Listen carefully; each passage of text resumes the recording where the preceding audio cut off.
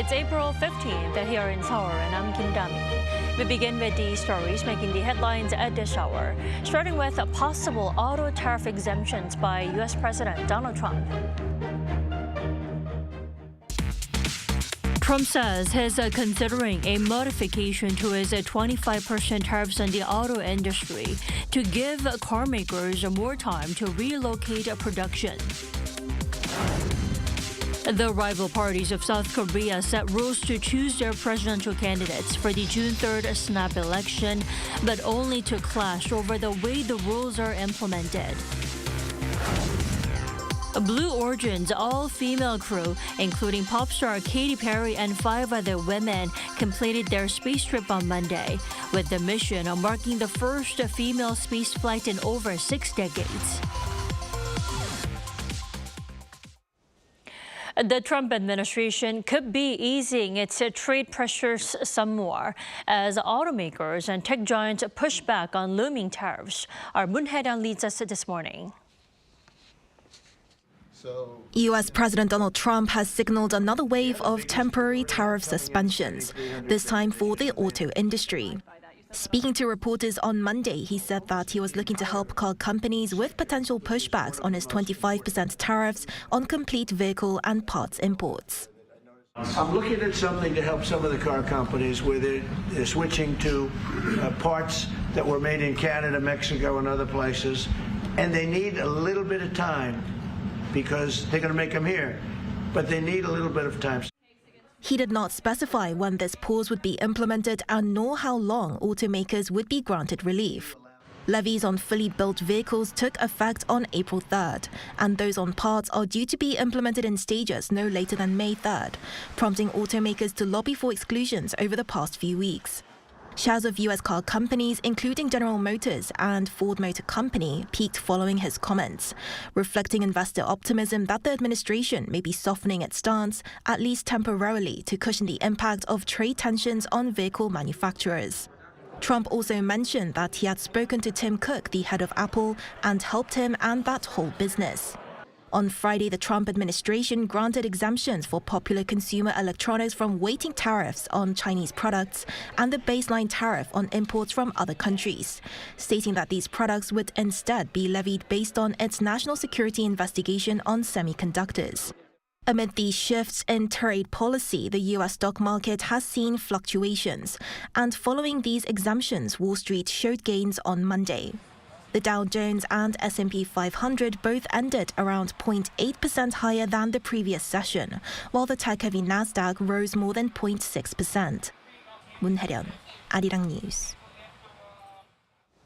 And Chinese President Xi Jinping, who has chosen to confront the U.S. head-on over Trump's tariffs, is now turning to Southeast Asian countries who have been hit just as hard as China to look for stronger ties on trade and supply chains. Lee Seung-ja has more. Chinese President Xi Jinping arrived at Hanoi International Airport on Monday to begin his 2-day visit to Vietnam. The trip to the communist nation comes just days after U.S. President Donald Trump announced that he's pausing reciprocal tariffs on most countries for 90 days, while focusing his trade war on China. During his visit, Xi called on Vietnam to join China in upholding multilateral trade and countering Washington's tariff policies. Xi also signed dozens of cooperation agreements with Vietnam after holding talks with To Lam, the General Secretary of the Communist Party of Vietnam Central Committee. While the contents of the agreement have not yet been released, Xi's visit also comes as Vietnam has been tightening controls on some trade with China to make sure products exported to the U.S. with a Made in Vietnam label have sufficient added value after pressure from Washington. In order to bypass U.S. tariffs against Chinese goods, Beijing would ship products to Vietnam before they are exported to the U.S. as Made in Vietnam products. The Chinese leader will also visit Malaysia and Cambodia from Tuesday to Friday. The two countries have seen increased trade and investment with China in recent years. However, it's also worth noting that Vietnam and Cambodia were among the highest hit by Trump's sweeping reciprocal tariffs, set at 46% and 49% respectively. As the U.S. and China exchange tariff after tariff, Southeast Asian nations are growing increasingly anxious about being caught in the mix. 이승재, Arirang News. The Trump administration is launching probes that could lay the groundwork for tariffs on semiconductor and pharmaceutical imports. On Monday, the U.S. Commerce Department announced it had initiated national security probes into the import of semiconductors, semiconductor manufacturing equipment, pharmaceuticals, and pharmaceutical ingredients. While the timeline remains uncertain, the investigations are legally required to conclude within 270 days. The move marks the latest effort to bolster domestic manufacturing, as Trump continues to criticize America's reliance on foreign-made medicine and its dependence on chips from Asian countries. U.S. Treasury Secretary Scott Bessent said on Monday that trade negotiations with South Korea could take place next week. In an interview with Bloomberg TV, Bessent said the U.S. held talks with Vietnam last week, with Japan scheduled for Wednesday and South Korea penciled in for next week. He added that negotiations will proceed quickly. The Wall Street Journal also reported on Monday that the Trump administration is prioritizing negotiations with South Korea, the UK, Australia, India, and Japan. And as far as Industry Minister An Deok-gun could visit the U.S. as early as next week for negotiations with Washington. There, he is expected to seek an exemption from the sweeping U.S. reciprocal tariffs. So Trump's hinted tariff relief is indeed good news for many, but it's also important to read behind Trump's tariff formula. For that, we turn to Professor Greg Butchek this morning. Welcome back. Thanks for having me. Thanks for joining us. So Trump is now considering pausing his auto tariffs. Now, where is this flexibility coming from? Sure. So, I mean, at the outset, I just want to say I'm going to do my best to answer these questions as if there's a master plan behind this.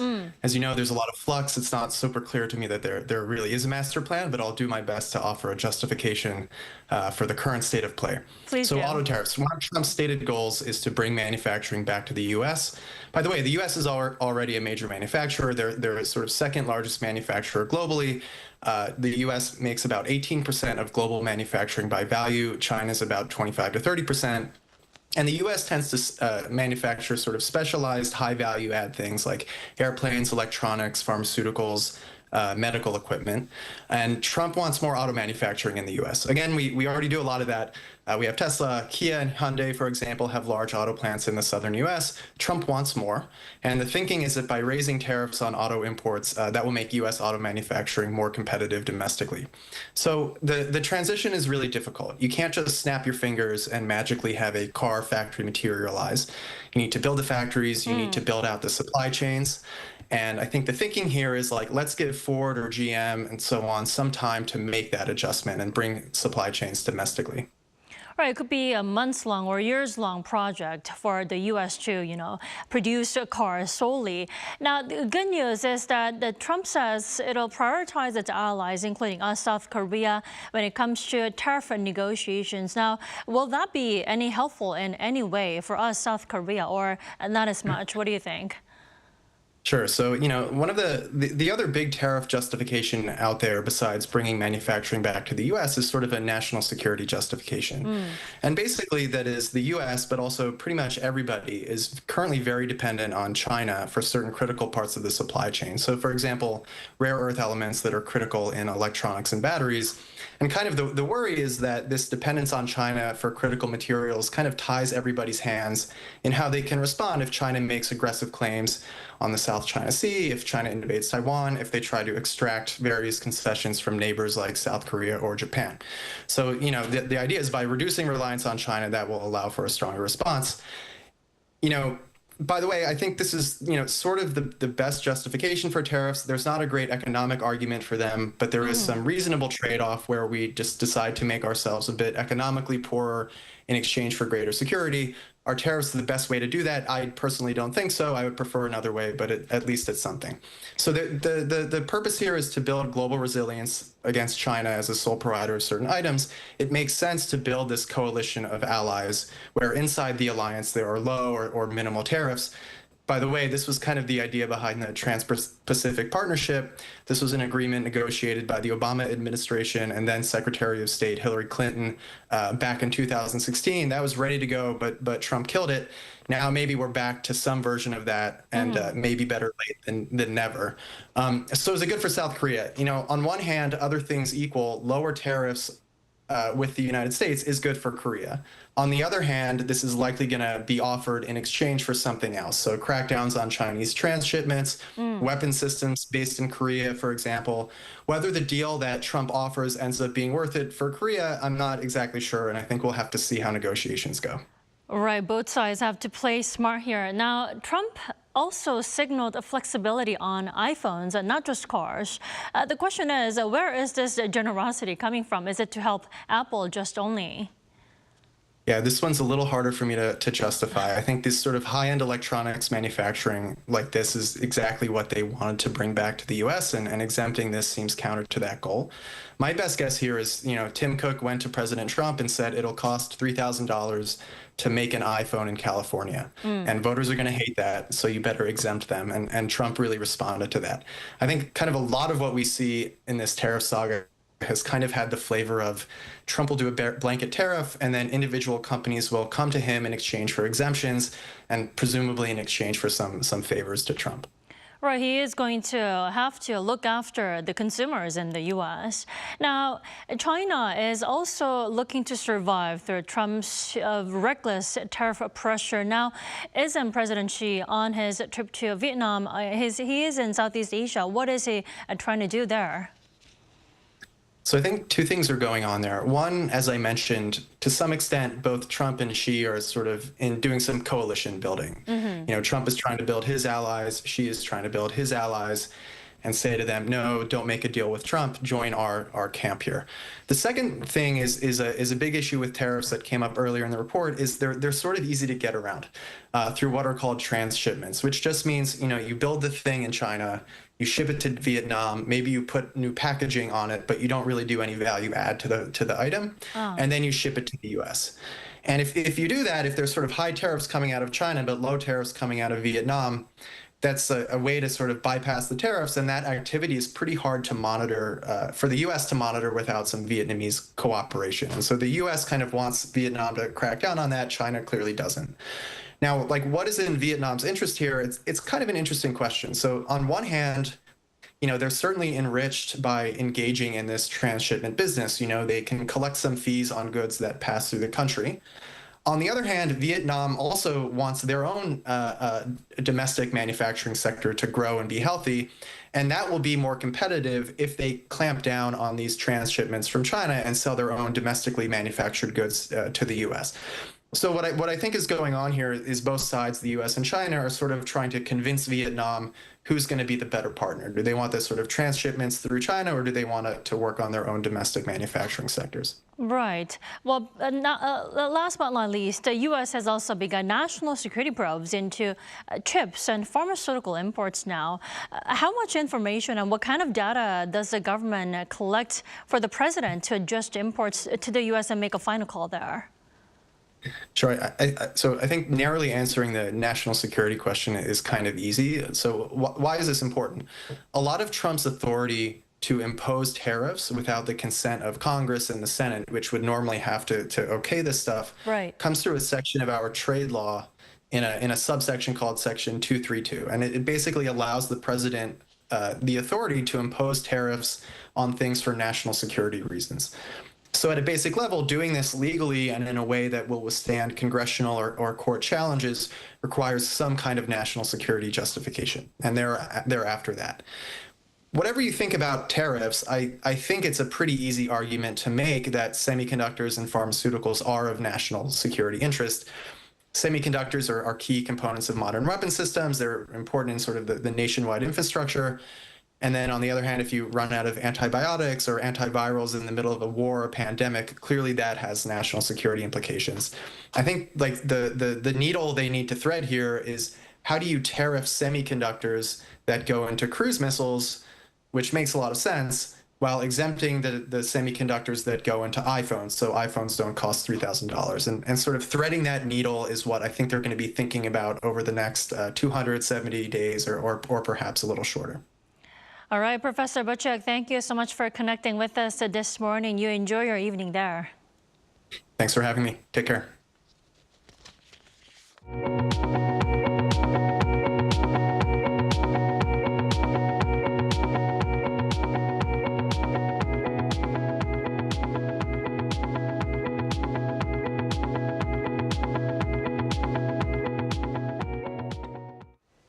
We are now counting down less than 50 days to the early presidential election.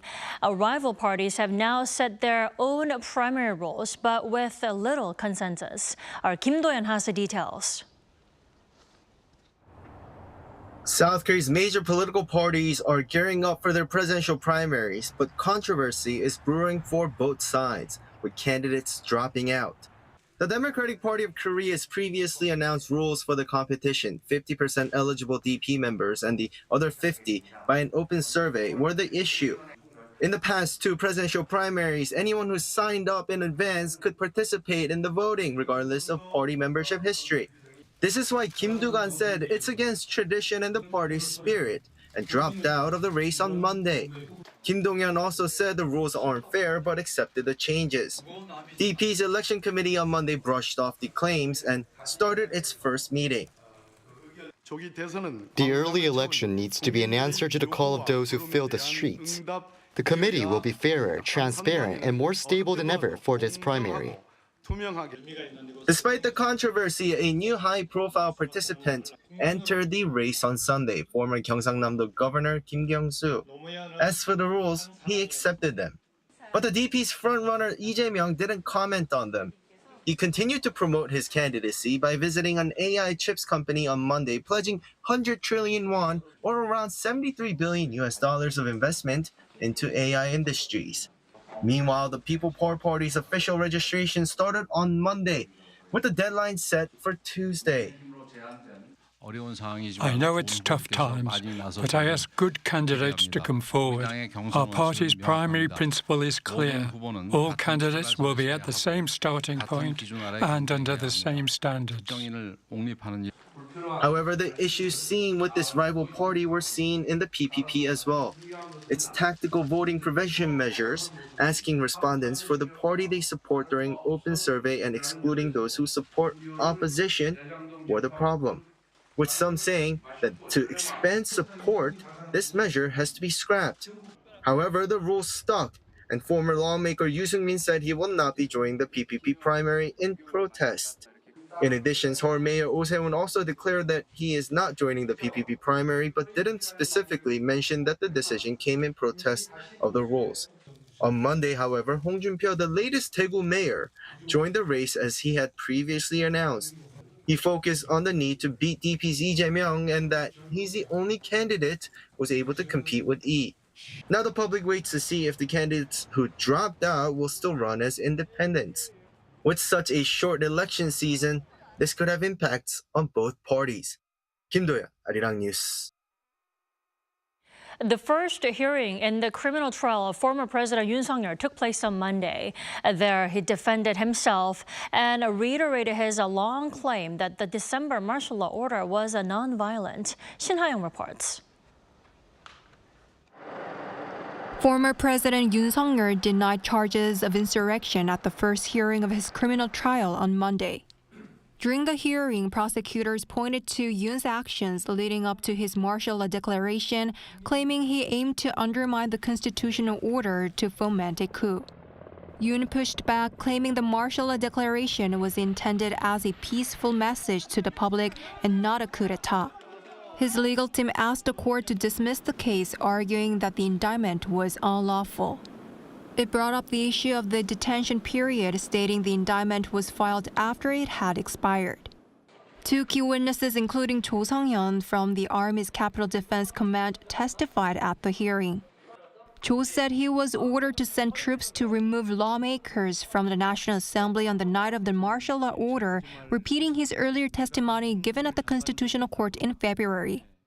Yoon arrived at the Seoul Central District Court on Monday morning as he is required to attend the trial in person. This comes 10 days after he was removed from office. The court did not allow media filming in the courtroom, explaining that the request came in too late for the appropriate judicial procedures to be followed. However, it added that if the request is submitted again for the next hearing, the court would review it.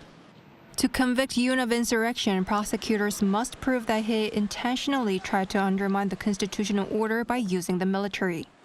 If convicted, he could face life imprisonment or even the death penalty. The next hearing is scheduled for next Monday. 신하영, 아리랑 뉴스.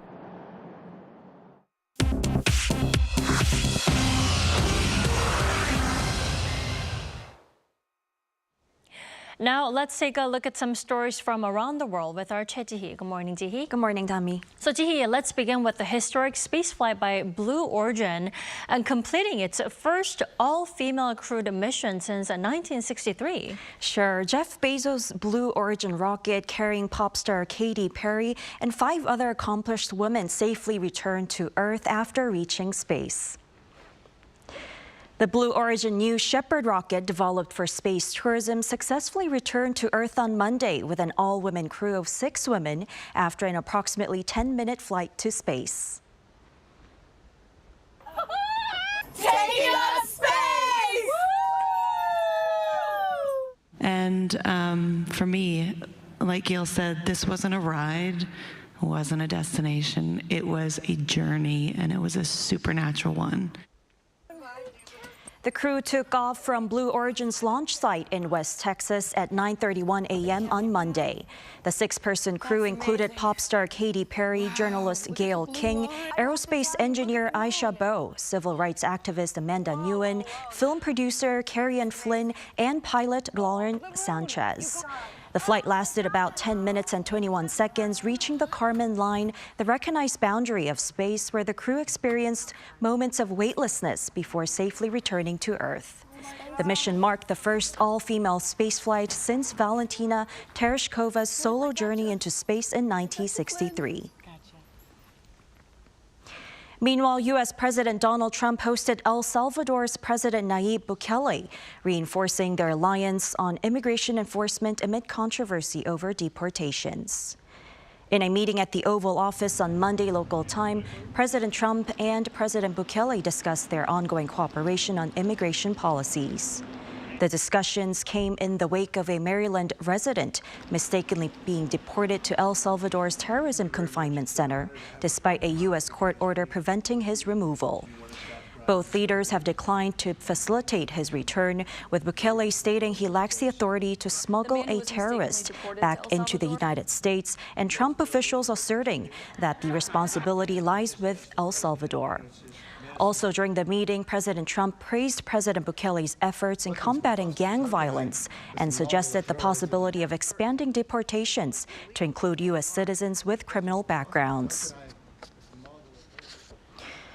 The United States and Iran are set to hold a second round of nuclear negotiations in Rome on Saturday to follow discussions in Oman, which both sides described as positive and constructive. Italian Foreign Minister Antonio Tajani confirmed on Monday that Rome will host the upcoming negotiations after requests from both parties and mediator Oman. The first round of talks in Muscat with U.S. envoy Steve Witkoff and Iranian Foreign Minister Abbas Araghchi marked the first direct discussions after years of indirect communication between the two states. A landmark antitrust trial against U.S. tech giant Meta Platforms kicked off on Monday in Washington, D.C. The Federal Trade Commission is seeking to force the tech giant to break Instagram and WhatsApp off from Meta. It alleges that the tech giant bought the platforms in a strategic move to eliminate competition and establish a monopoly in the social networking market. CEO Mark Zuckerberg defended the company's actions, saying the acquisitions enhanced consumer experience, citing competition from platforms like TikTok and YouTube. The trial is expected to span approximately 8 weeks and could result in potential structural changes for Meta.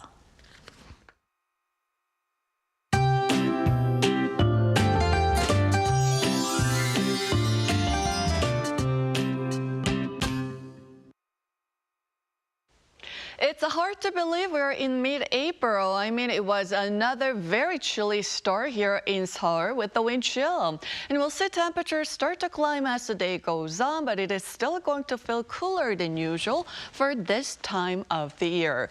Meanwhile, some of the upper inner regions, including Paju and Chuncheon, saw sub-zero morning temperatures this morning, but readings will rise fast along with plenty of sunshine. So as you could tell, the last few days of the wet sprinkle snap help to ease the dryness in the air and clear the dust. The only concern today in terms of weather is some chilly spring conditions. Seoul gets up to 14 degrees Celsius. Daegu, Gyeongju, Busan will be topping out at 17 degrees under clear skies and decent air quality.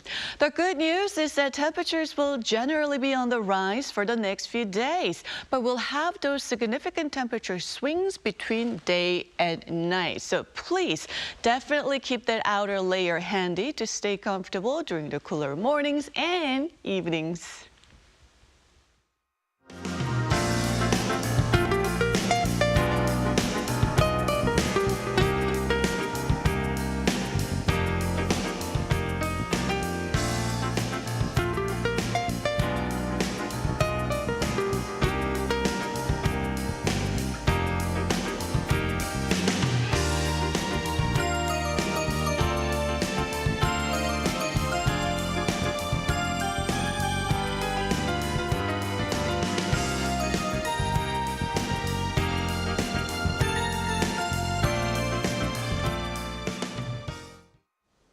That wraps up our morning edition of Arirang News. Thank you for watching.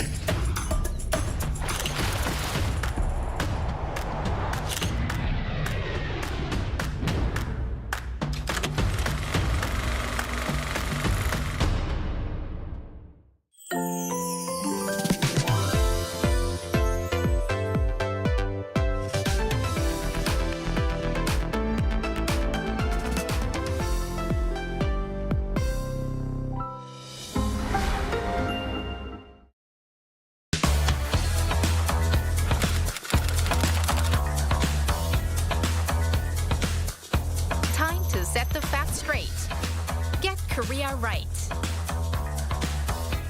K-culture is sweeping the globe. K-pop, K-drama, K-movie, K-food, and even K-beauty.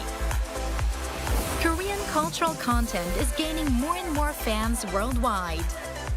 It's indeed the golden age of K-culture. But with this growing interest comes an increase in misinformation about Korea. There's so much inaccurate information out there. Even AI can sometimes get it wrong. So, we must set things straight and correct all the misinformation. So here's the plan. The Voluntary Agency Network of Korea, VANK, and Arirang TV present the Get Korea Right project. Our goal is to provide accurate information on important keywords that come to mind when we think of Korea. Blatant errors and false claims that distort history. It's time to set the record straight, sharing the true history and culture of Korea while raising the national brand. Let's get started with Get Korea Right. Are you ready to join?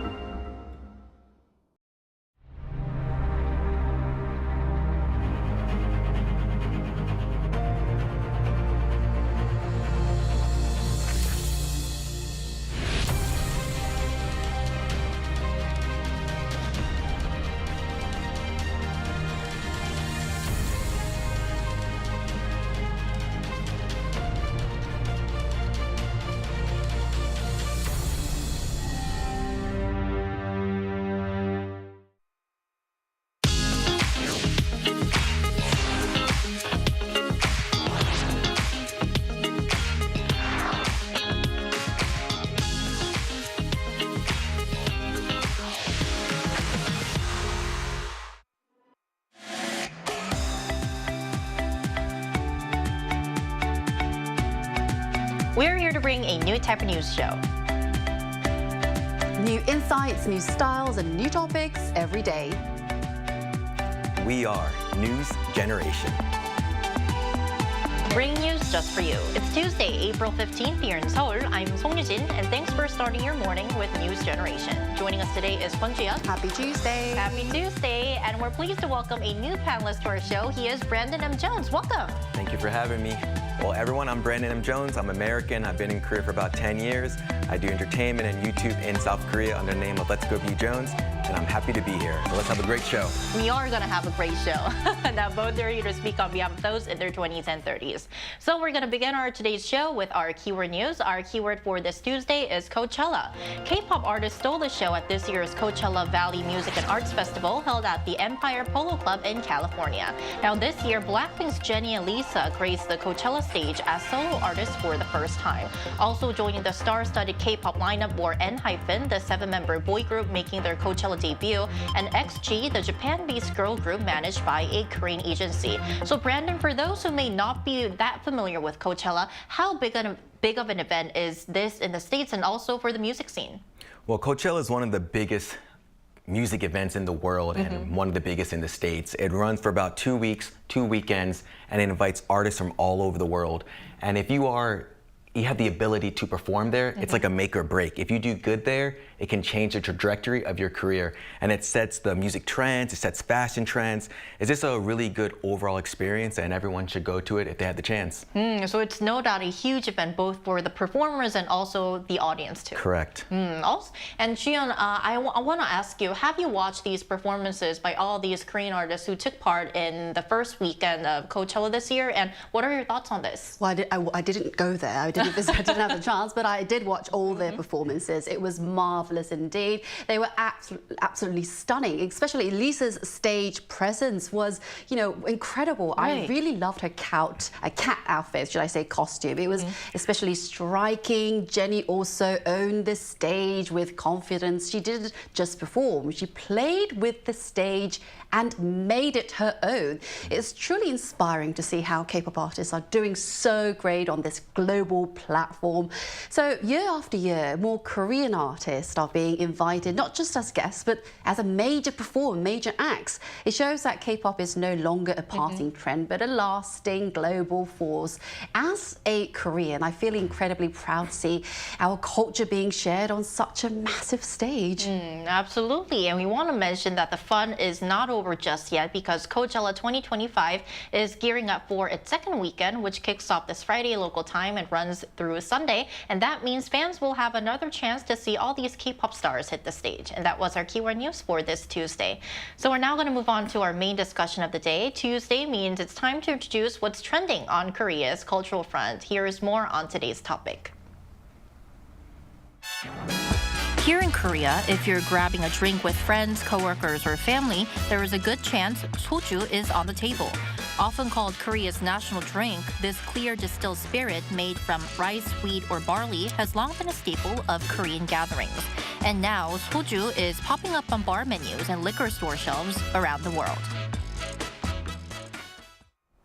So as mentioned in the VCR, today we are going to talk about the global trend surrounding soju. So starting off our discussion today, Ji-yeon, do you like soju? And if you do you have any special ways to enjoy it? Well, I do drink some soju, but I think a somic is my cup of tea. I prefer somic. That's soju and beer mixed to perfection. It's my weekend favorite. There's something ordinarily delightful about how it sweetens the beer just enough for you. And I really enjoy this fruit-flavored soju. It is kind of a juice, but it's not a juice. It tastes just like juice. It's super popularity at parties, especially among women. And definitely a guilty pleasure because, it's high calorie. It's a bit of a calorie bomb if you drink a lot because, FYI, a regular bottle of soju, which is a 360 milliliters a bottle, has about 400 to 450 calories. But in case of the fruit-flavored soju, it is more than 500 or sometimes 550 250 calories. So Really? you've got to see what you're drinking. However, calories don't count when you are happy. Indeed. Is it? Is it right? Yeah. Okay. Now, what about you, Brandon? Would you say you were a fan of soju? I'm a great fan of soju, but I would say they have the 0-calorie ones, so you gotta right. you gotta try those out. Less guiltier versions. But back in the day when I was younger, I would, soju was my go-to drink, and I remember a time when I first came to Korea, soju was actually cheaper than water. Really? Yes. Wow. 10 years ago, so showing my age, right? But it was a really affordable way to get the party started, and I remember me and my friends, we would mix soju and make cocktails with like energy drinks or like Gatorade or things like that. But as I'm getting older, my body doesn't take it as well, so if I take one shot, I gotta go to sleep, so I don't drink as much as I do these days. Okay, and we're now going to talk about the growing thirst for soju abroad. And Chuyeon, I heard exports of soju reached an all-time high last year, so please fill us in on that. Yeah, I'll give you some specific numbers here. According to the Korea Customs Service, soju exports, including both regular ones and the fruit-flavored varieties, rose by 3.9% last year, reaching $200 million. If you look at the overall trend, soju exports have steadily increased over the past 5 years, from $135 million in 2020 to $200 million last year, 2024. That's the equivalent of $340 million based on the standard 360 millimeter bottle. If the bottles were queued end to end, they could circle the Earth almost twice. Wow. That's an incredible amount of soju. And regular soju accounted for 51.9% of total exports, with fruit-flavored soju rapidly catching up. So which countries are drinking this amount of soju? By country, the United States led the way with 24.3% of total export value, followed by China, that is around 20%, and Japan was almost 19.2%. Soju is now exported to 95 different countries worldwide. Wow. That's a lot. Although export prices and the export price tend to rise due to transport costs and alcohol taxes, soju maintains strong global appeal thanks to its cool and trendy image. And a variety of premium soju brands are also gaining popularity worldwide. Right. For example, we have Andong Soju with its 750-year legacy. It has earned this competition that is international. They have international acclaim at the International Wine and Spirits Competition. And I think you read this article several years ago. K-pop star J-Park, he has launched his own soju brand, premium one. It has this sleek design and trendy image, which quickly flew off the shelves and gained popularity among the younger generation and also the global fans as well. It is indeed. Then Brandon, from a global perspective, what do you think? What do you think makes soju so catch on? For example, in your home country in the United States, what do you think makes soju so appealing? There's a lot of great things about soju. One thing would be like the taste. It tastes like water. So if you compare it to vodka, it's really smooth and it just goes down real easy. But another great thing about it is like, you have the Korean wave. Yeah. A lot of people are watching these Korean dramas on all these different platforms, and people are seeing that their favorite actor go to the restaurant, go to KBBQ, and they're like, what's that green bottle? I want to try it out. Yeah, they want to try it, so they go and try it, and then they fall in love with it, and it's like, I don't know, you just 마시고 죽자. Like, just drink soju every day. Like, let's party. That's the best thing about soju. It's cheap, tastes good, affordable. Yeah.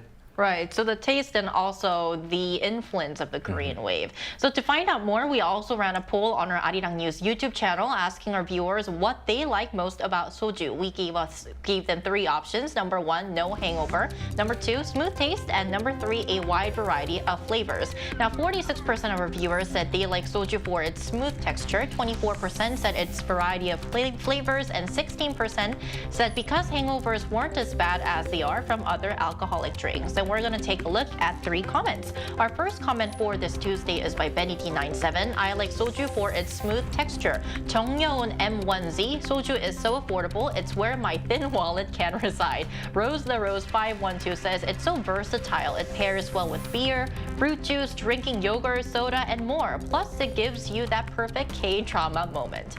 Absolutely. So for more first-hand insights into soju's international buzz, we'll soon be joined by an Australian millennial after the break. Stay tuned.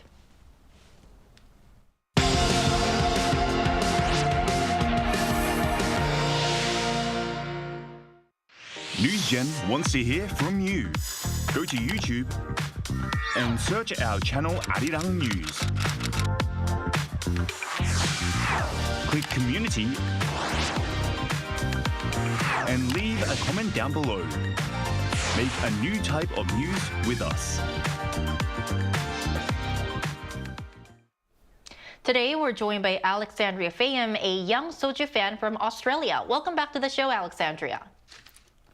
Hi, lovely to be here. Thanks for having me. Lovely to have you again back on our show. So, Alexandria, we'd first like to ask you, do you remember the first time you tried soju? And we also want to ask you your initial reaction. Yeah, I remember I was at Korean barbecue, which is really, really big, especially in Melbourne, but it's big in Australia. And I went to Korean barbecue and lots of friends suggested the little green bottles. And I had no idea what they were. So I love vodka. So I figured I'd give it a try. And whew, it was strong. It was so good. It was really, really strong and smooth. And yeah, I definitely needed to have like an after shot or an after drink, but I loved it. I thought it was really great. So every time we go to Korean barbecue, we definitely make sure we've got some soju with on the table at least. The strong green bottle.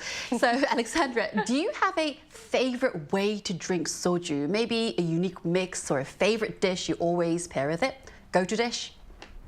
Well, traditionally, I will drink it straight, like a shot of vodka, and then I regret it because it's so strong. So I have started mixing it with orange juice, which is a bit like a screwdriver. So really, really tasty and yum. And I have read that people pair it with yogurt, which is interesting. And I think maybe that'd be a really good thing to try next.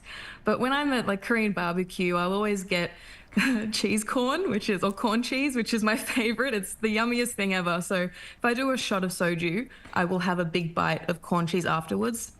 Just makes it taste so much better. Everything goes down really well. So that's my personal favorite. Good. I have a quick question. So for those who are new to soju, do you have any ways to like introduce it to them or like for them to experience the full experience of it? Like any tips on that? I would say take it slow, but maybe not. Maybe just take a shot as fast as you can because it is very strong. So you will probably fall asleep afterwards because it'll hit you. But I think that you should just experiment. It can seem a little bit strange because if you're from Australia, you're not used to having so many flavors available. It's mind-blowing.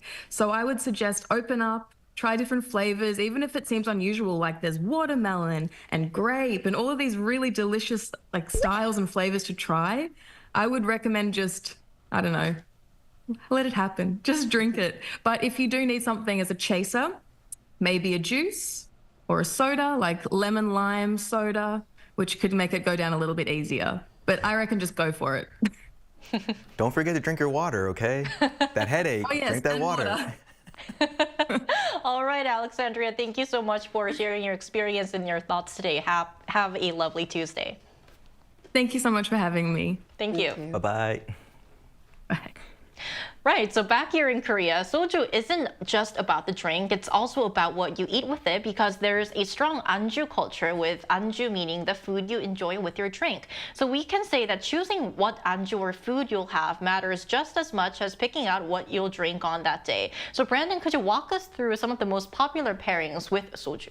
Oh, there's so many to choose from. Of course. As you know, in the Korean culture, you guys have a lot of communal meals and stuff. So soju and the anju that you guys have are kind of communal. So you got things like samgyeopsal, you know, that BBQ. You got the spicy tteokbokki. You got the crispy fried chicken. You got ojingo, which is like the squid, peanuts. There's just so many things, and I think all of them pair so well with soju. Because like we said before, it's smooth. It just pairs with everything. And I think just you got to try it. And if you have soju, make sure you have anju. Put something in your stomach and drink water, okay? Drink responsibly. Then may I ask, what's your favorite dish to pair with soju? Kogi, meat. Oh. So specifically pork? Everything. I love any meat. Dwaeji kogi, sokogi, beef, pork, anything. It's always a good time to drink soju. Like if you have a good day, a bad day, It's soju day, right? Right, and I also want to ask you, Gia mentioned in her stats that United States is one of the biggest importers of soju. So do you feel that these kind of dishes are also popular in the States to pair with soju, or are your friends in the States pairing them with other foods or dishes? Yeah, I think, like we said before, the Korean wave, the rise of K-pop, K-drama, people are falling in love with Korean culture a lot more. So they want to experience the food, the drinks, everything. It's like all together. So why not, like when you go out with your friends, you have like a communal meal. Yeah. The barbecue, the soju, it's increasing. So people are always going out for food and hang out with your friends, drink a little bit, chat. It's better than just like, you know, McDonald's or something. But soju.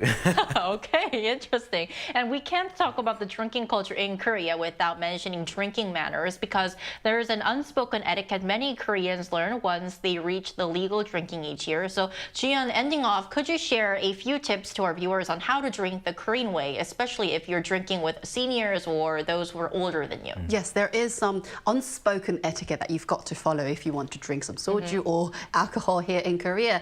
There's something we call this soju etiquette. This is quite important because when you drink with seniors or elders, these are the culture that you've got to follow. When receiving a drink from someone older, it's polite to use both hands. Likewise, when you're pouring a drink, you should hold the bottle with both hands or place one hand over your chest as a sign of courtesy.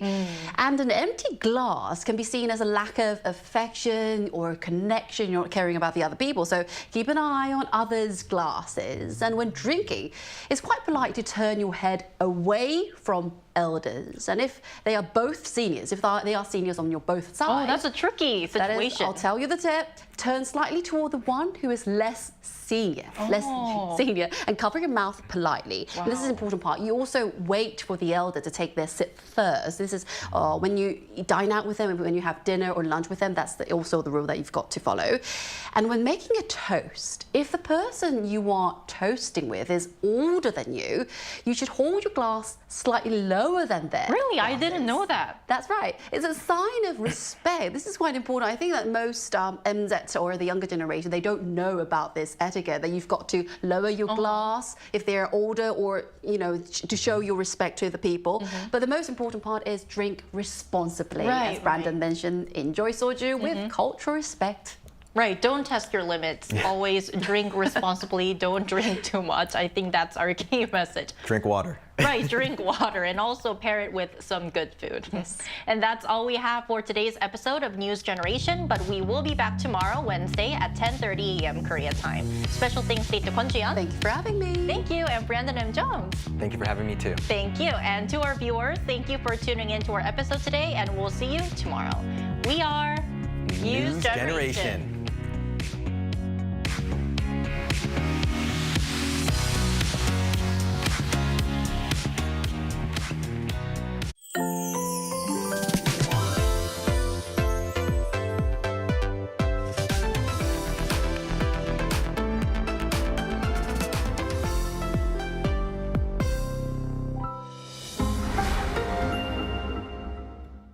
How to survive in Korea. One room. So, you're surviving in Korea if you've signed a contract for a one room. Obviously, you're a pro. But the real deal begins now. Step 1. Housewarming. No need to buy toilet paper, diffusers or hand soap. You'll get them soon enough as housewarming gifts. And some are bound to pile up. There's nothing better to serve your guests than milpaeyu nabe. If you have Korean friends coming over, don't forget the extra garlic. Step 2. Garbage disposal. With great power comes great responsibility. You've had a good time, so let's get to work. It might be tempting to sweep everything into a trash can, but you have to separate your garbage. Not bothered? Beware that negligence is punished with a fine or public humiliation. Step 3. Drying rack. You're excited to live alone in Korea, but the fate of these items, hanger, storage, or a hanger. Go get fresh coffee outside. Jogging doesn't cost anything, and nothing beats instant rice. But keep one item around so that you don't get too lonely. Step 4. Pros of living alone. No mum. Cons of living alone. No mum. A new towel doesn't magically appear. You have to do the laundry regularly. If anyone gives a towel as a souvenir, take it. Get rid of mold immediately. Don't be lazy with the vacuum cleaner. Housework is an endless affair. Overwhelmed? Give your mum a call and thank her for everything she's done. Did you survive in your one room? Wait, you have an unwanted visitor. Call someone you fancy. Could be the right person for the job. Welcome to the Globalists. Welcome to the Globalists. Welcome to the Globalists. We're in a new set, a brand new set.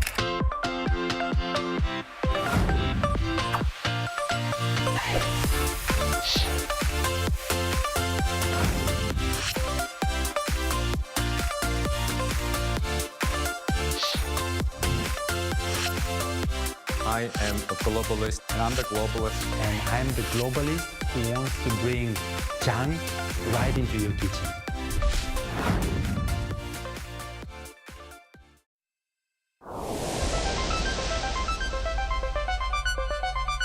저희가 매일매일 자동차를 타고 일상생활에서도 쉽게 사용을 하는데 그런 자동차에서 타이어는 계속해서 버려지고 있거든요.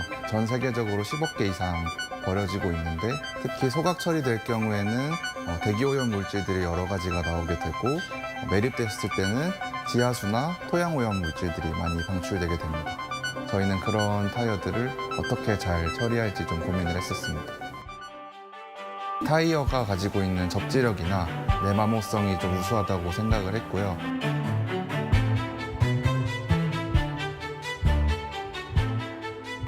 저희는 타이어 하나로 신발을 3.5켤레 정도를 만들 수가 있어요. 그렇게 됐을 때 저희의 신발 한 켤레는 타이어에서 발생되는 탄소를 8.9kg 정도